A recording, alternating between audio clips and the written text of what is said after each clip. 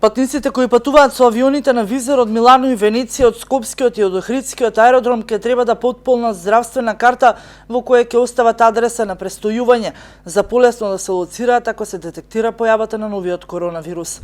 Ова го соопшти министерот за здравство Венко Филипче на редовната пресконференција. Се одлучивме за еден друг чекор за подигање на контролата на уште повисоко ниво, а тоа значи дека на патниците со авионите на Визер од Милано и Венеција на Скопскиот и Охридскиот аеродром ќе треба да потполнат здравствена карта. Ова ќе овозможи добра контрола и следивост на пациентите. Се одлучивме за уште еден чекор за подигање на контролата на уште повисоко ниво, а тоа значи дека на патниците со авионите на Визер од Милано и Венеција на Скопскиот и Охридскиот аеродром ќе треба да потполнат здравствена карта. Ова ќе овозможи добра контрола и следивост на патниците. Тие ќе оставаат податоци за тоа на која адреса престојуваат и доколку во некој сценарио се јави некој патник, после одреден број на денови со симптоми, многу лесно ќе ги најдеме со патниците, особено со патниците кои што седат согласно препораките и алгоритмите неколку реда зад и пред патникот во авионот.